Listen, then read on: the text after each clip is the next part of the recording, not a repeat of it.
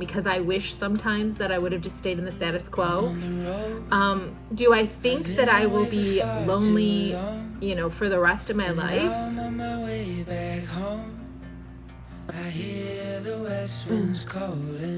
Okay. Day 4 of Vlogmas. And I have been invited to go to a walk, which is kind of strange. Cemetery to cemetery. Well, that was fun.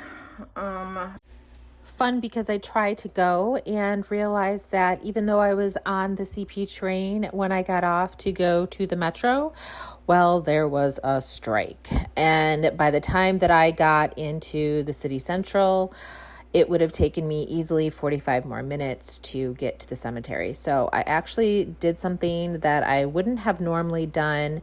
I turned around and decided to go back home because I just knew that I wasn't going to be able to get there in time.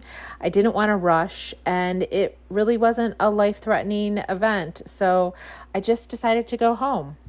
I thought to myself, I could just stop and go to a museum because I have a yearly pass. So I decided to get off, and hello, the museum was closed. Not a good day, I guess. Okay, so that didn't work out.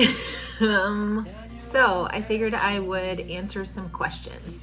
And one of the most common questions I get is, am I lonely now that I moved abroad, or is it lonely moving abroad solo? And the short answer is yes. Yes. It is a different type of loneliness. Let me explain. I am an extrovert. I do like my alone time. I have no problem, like hanging out for days and days by myself, or in my own room, or in my own apartment. But I do like to meet people, speak with people, have conversations. I vibe with people. I get the energy off people. But moving abroad is a completely different situation. And the biggest kind of adjustment is going through my whole day, and sometimes days, without saying anything to anyone. And it's because I don't know the language very well. I feel a little bit better now, but it's still those little things that, coming from the Midwest, where maybe you would be in a line at the grocery store and you would comment on somebody's food. Oh, how do you like that? Or something very, very simple. And you would have a daily interaction, or you would overhear English and you kind of would overhear their conversation or their argument, or maybe you would talk to kids or something like that. Here, when my first year in Coimbra, I lived in an area that I thought, oh great, this is like an actual Portuguese neighborhood. I'm gonna learn Portuguese really fast. And in fact, it did exactly the opposite. It isolated me even more. A year of Google Translate, a year of eating way too many McDonald's, Burger King, mall food, because there was a kiosk and I didn't have to interact with someone, try to tell them that I wanted a Big Mac with, mayonnaise or whatever it was. Had I known just a little bit of language, I think that I would have felt more comfortable there. There's a lot of other reasons why I moved out of Coimbra. I actually made a video. I'll put it up here, wherever it is, so that you can kind of get an idea of the holistic reason why I left. I lived in an apartment with 8 other people. It was a house, and I would walk in, walk out, and I would never see anybody. We would never exchange any kind of hellos in a hallway. I would go to the grocery store. I'd go to Pingo Doce, and I would try, to ask if I could have a piece of salmon. It took a lot. It took a lot of energy, a lot of courage, a lot of Google Translate, a lot of humility to be looking like an idiot in front of everybody else because they're not understanding and we're holding up the line, and sometimes it's just not worth it. It became really isolating. Now that I'm in Lisbon, it's a little bit better, and partly it's a little bit better because it is more used to immigrants and expats from all over the world. So you can find a lot of different things. So maybe you can't find like your specific mustard, but you can find a variety of things, where in Queenbury it just wasn't like that.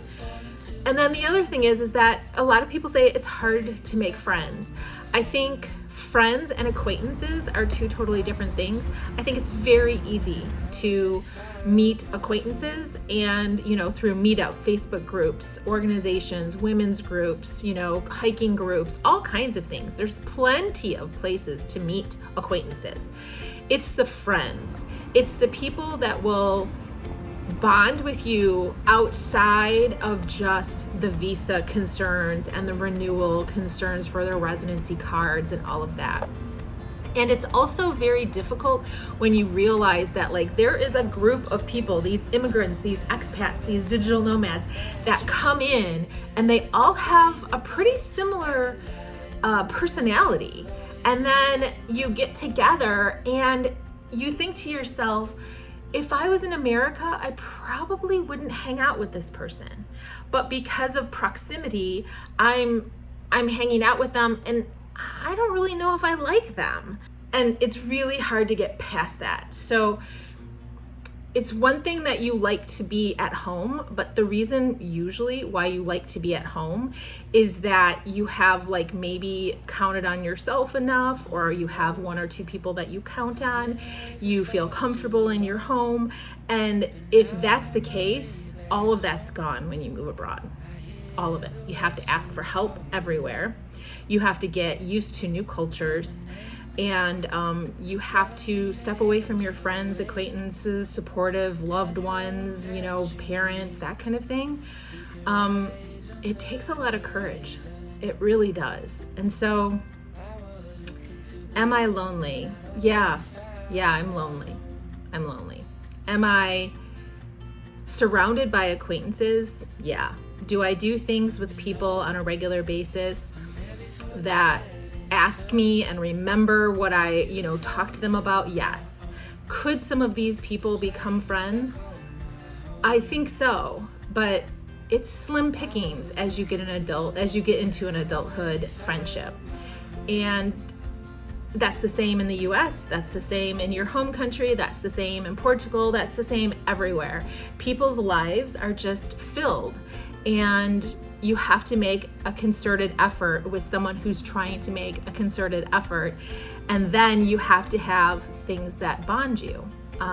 Similarities, likenesses, hobbies, interests. And so, yeah, that's really hard. Do I think that I will be lonely, for the rest of my life? I mean, it's possible. It's possible. Yeah, I don't think that there will be a relationship that will compare to some of the relationships that I had in the US. And that is a grieving process that you have to go through to know that you made the choice to put yourself into this position. And at least for me, it was voluntary. It wasn't like I was forced out of my country, that I'm here, seeking asylum. So I actually did it to myself. And sometimes that's really frustrating because I wish sometimes that I would have just stayed in the status quo. Yeah, that's something that I grapple with all the time.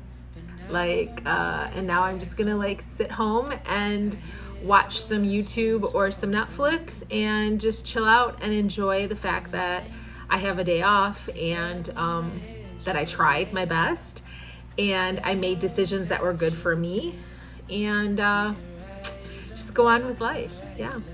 I hope you are liking the Vlogmas, or the 31 videos in 31 days. So if you like it, or even if you don't and you just want to see if I'm going to be able to do all 31 days, please subscribe and like and hit that bell so that you get notified. I would really appreciate it. It's free for you and it makes me giggle every time I get a subscriber. So, all right, I'm signing off.